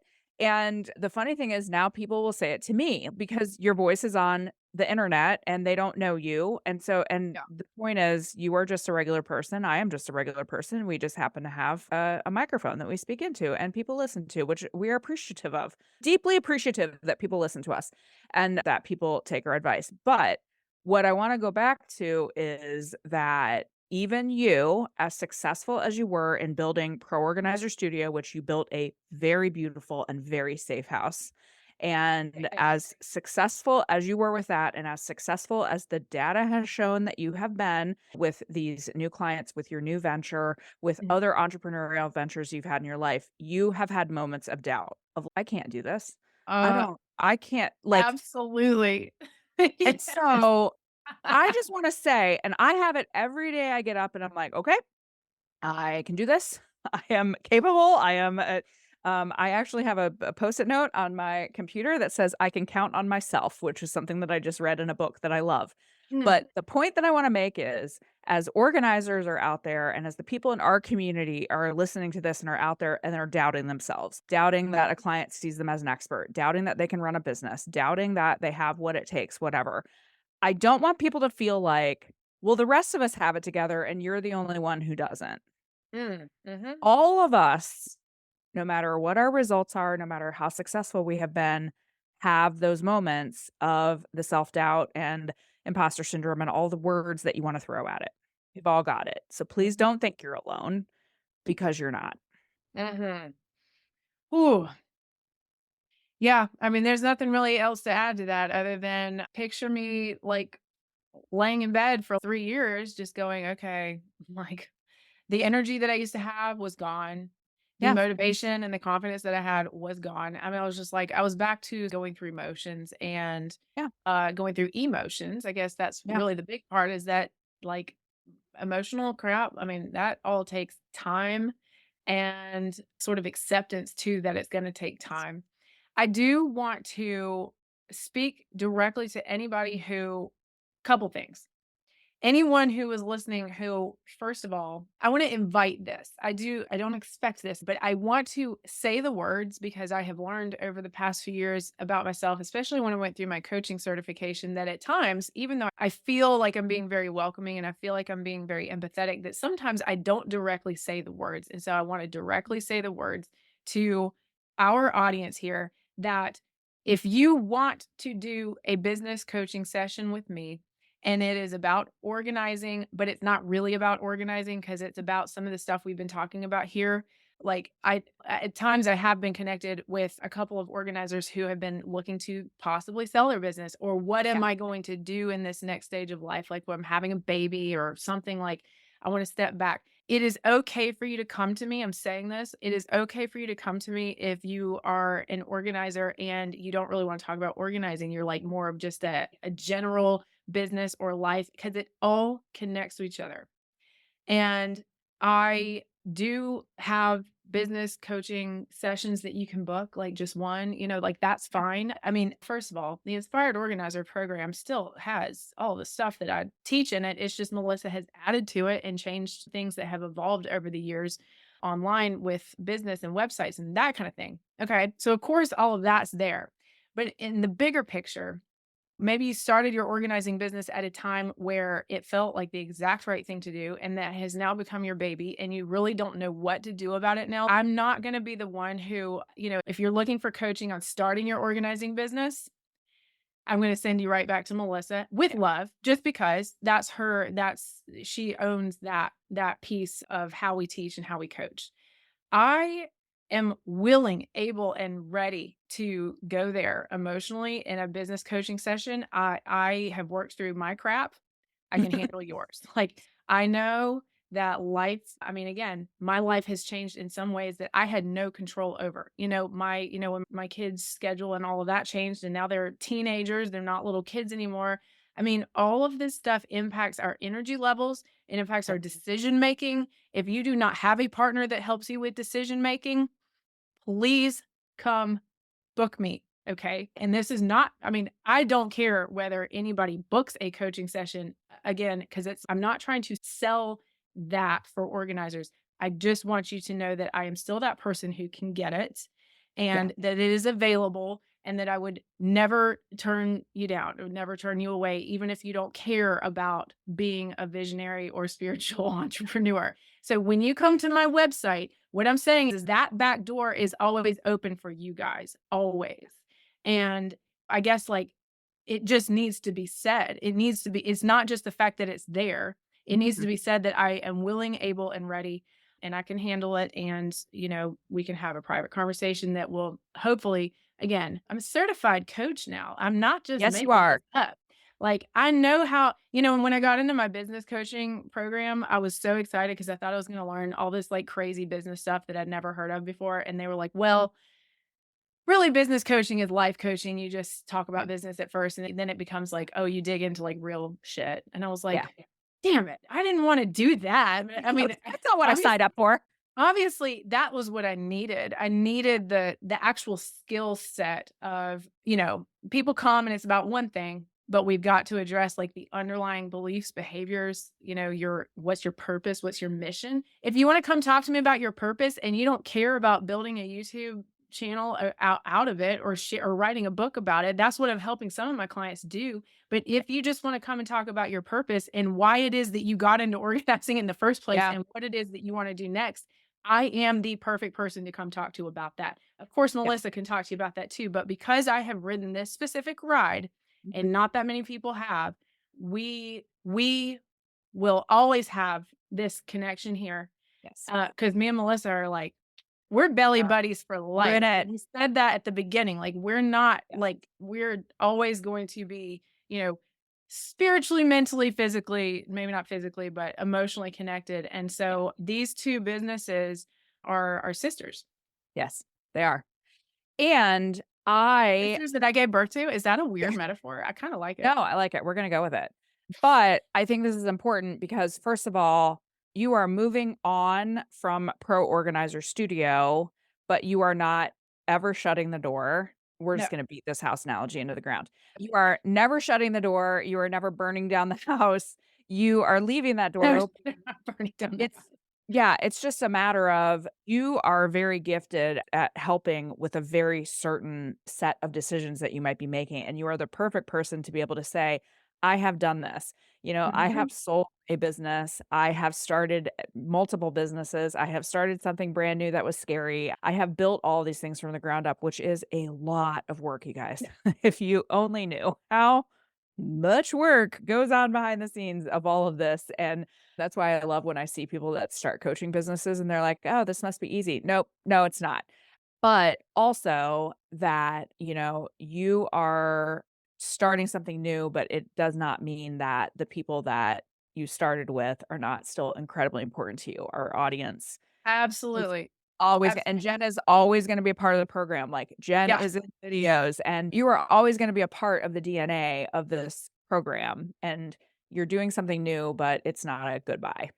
Oh yeah, absolutely not. And like I said, I'm on Facebook. I use Facebook a little bit differently now than I did way back in the day. I used to be friends with everybody. I don't really accept friend requests unless I use my friends really more as like friends and family, not Yeah. for business. For business, for Pro Organizer Studio, I am in the Inspired Organizer group. And maybe now that I've said that I'm in there and I always respond to tags, maybe people will tag me more often. I don't care. I'm just not going to, I will only answer a question that I'm absolutely positive I have something. Um, Otherwise I'd be like, Melissa, I don't know. Like I said, it's like she knows the content now better than I do. I used to be the person who was just like, yep, go to minute number 11 on lesson Yeah. 4. So she will still be able to navigate that, but I am absolutely there. I have a Facebook page for this was the one, guys, the same one that I started during COVID where I have all of my online business content, how to 101. All of it is on there. The name of that page, it says Jen Kilbourne, Every Dear Communications. And I still post occasionally. I haven't done a Facebook Live there in a while. I did maybe 5 in 2022, and then I haven't done it in a long time, but I'm ramping that back up now that I have some new things happening. LinkedIn. Okay, so I'm just gonna run through all my things really quick Yeah, so do it. Let's talk about LinkedIn because I people know can that's find. Well, so LinkedIn, I completely shut down my old LinkedIn. This was during the period of rest and rehab. I completely closed down my old one and now I have a new one. Jen Kilbourne, come find me. A thing that you guys could do for me if you love me and just want to do something positive, please connect with me. Like, you have to connect yeah. with me on LinkedIn, and something that would be highly beneficial to where I am and what I need right now is if I have impacted you like in a long-term way in your business as an organizer, I welcome and would really appreciate one of those LinkedIn recommendations. You can write it Yes. on the person's profile because I'm literally starting my LinkedIn from scratch, which makes it a little bit look like I'm starting business from scratch, which is not true. But I only have like 20 connections on LinkedIn, which is so funny because it's, aren't you an online business person? Why don't you have Yes, I any am. friends? Yeah. Well, I'm not a LinkedIn person though. Stop yelling at me. Instagram, don't come on Instagram. I don't like Instagram. Melissa's killing it with Pro Organizer Studio. I have one for my personal. I do not, it is private. So that's not a thing. I will probably have a up and running YouTube channel. I do have currently, as of this recording, a couple of videos up on YouTube for my new program that I'm running, which is called the Powerful Presence Method. And it is going to be a year-long mentorship and coaching course plus program. And that is for anybody who falls in this category of like visionary or spiritual leaders. I keep using a few different words because some of them, like, you'll know if it's you. If it's not you, and that's totally fine. But if you guys can think of anybody in your life, or if you know, for example, let's say that you have somebody in your life who is like, for example, in my family, we have several retired like clergy members who are like, yeah, I've always been meaning to get around to write a book. Maybe I want to do a podcast. I'm sounding like my father now. It's like the way Yeah. he talks. Like, man, I don't know. I'm like almost 80. I'm like, Dad, write a book. And he's, I don't Yeah. know. Okay. These are the kind of people that I want. Send me all of these people who are just like, I don't know how to do that. But if you're trying to share your life's legacy online before you die and you don't know how to do it because you don't know understand any of the tech stuff, I'm your girl. Okay, so we kind of ran through the platforms. My website is everydear.com. Every dear to the subscribers on your email list. Every dear Melissa, dear Jen, like dear, Oh, yeah. like all of those things that you see yourself on an email list and you're like, oh, I'm just a number, or I'm just another, that's a little automatic, in your email provider, you can make it like populate their name. And this is funny because this was over that quarantine during COVID. I was like, I'm going to start a company that cares. I'm going to teach people how to care about their email list and not send out these dumb automated stuff that makes it look like a robot wrote it. Right. And so I'm trying to help people build scalable automated email systems without it feeling like sterile. I still want it to feel personal. So every Dear Communications is about looking and sounding like yourself when you're on a video or when you're writing, like when you're writing your emails. Especially this is great for the kind of person who's, I've never been a writer professionally. I don't know how to make it sound all formal. I'm like, don't make Please it sound don't. Just formal. be yourself. Read it and double check Yeah. that you didn't say something that you didn't intend to, but make it sound like you. That's my whole philosophy here. So that's what Every Dear Communications is about.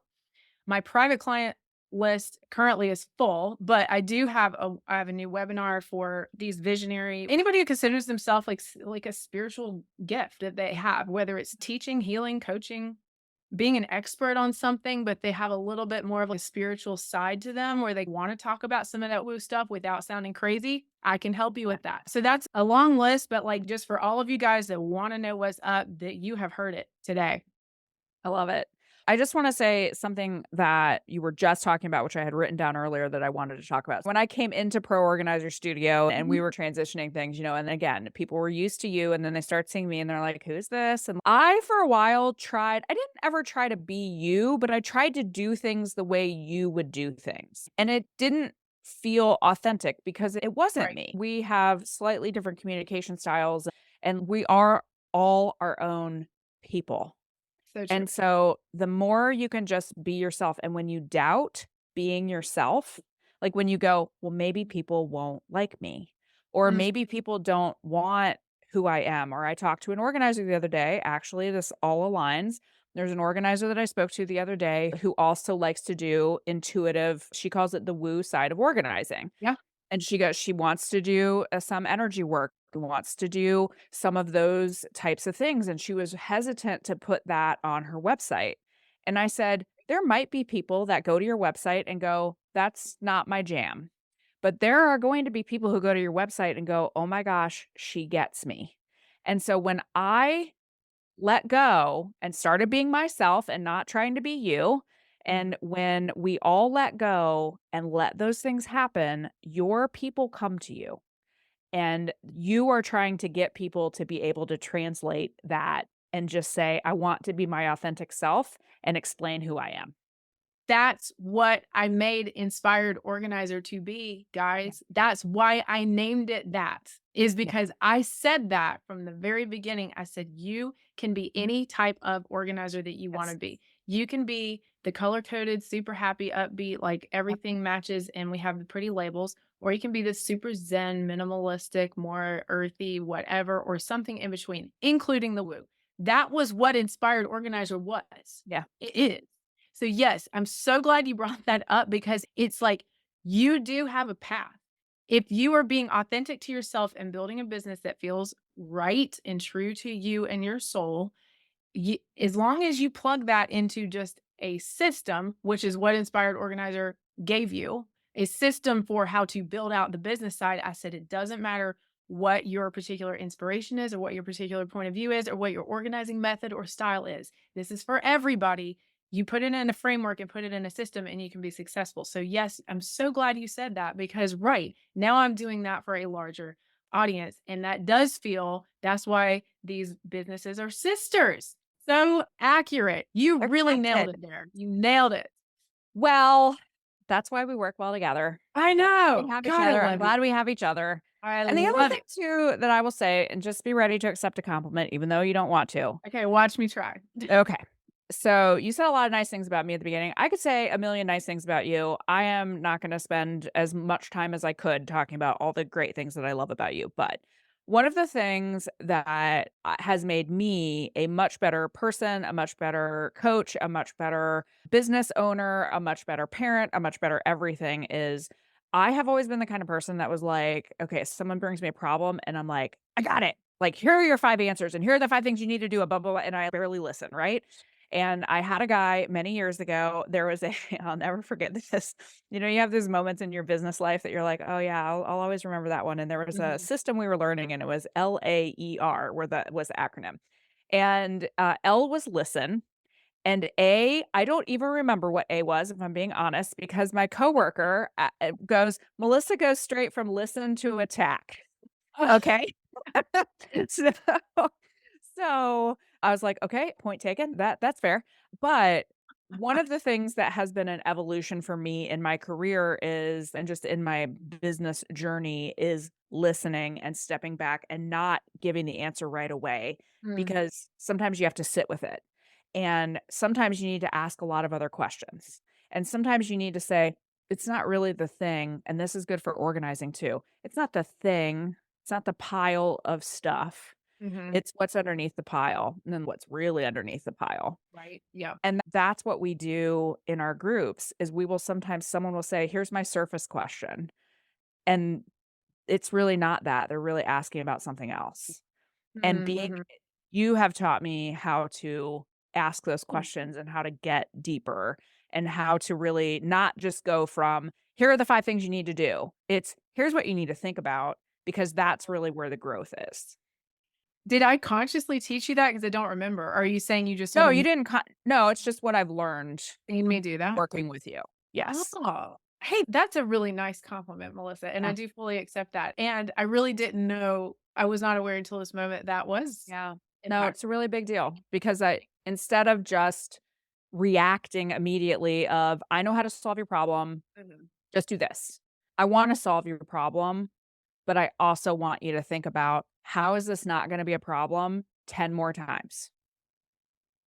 That's Because A lot of times it's not the surface problem. It's really a bigger thing underneath that is a global way you look at things. And then that is going to affect all the other 20 things. And I mean, Mhm. this could be its own separate podcast, but that is the gift of what coaching brings to you. And yes, we can all run our own businesses, but when you have someone to do that, hey, let's step back and think about all of these other things. It makes you a better business person, a better leader, I think. Well, I really love that. I really love that. And I think that applies to organizers too, because we have Yeah. always said, or I have always said, there's a lot of different types of organizers because there's a lot of different types of clients. And some So many. clients don't want to solve their ultimate problem. They No. want you to fix what is on the pile Yeah. today. And if you get deep with them, they're going to say, don't come back. I'm not You know what interested I'm in that. saying? Yes. Yes. And so, right. And then there are other people who want to figure out the long-term efficiency of how to prevent it happening 10 times over. I love that because this is not to judge any of you guys. It's there you can be yourself and find the people who need your level of willingness to go deep.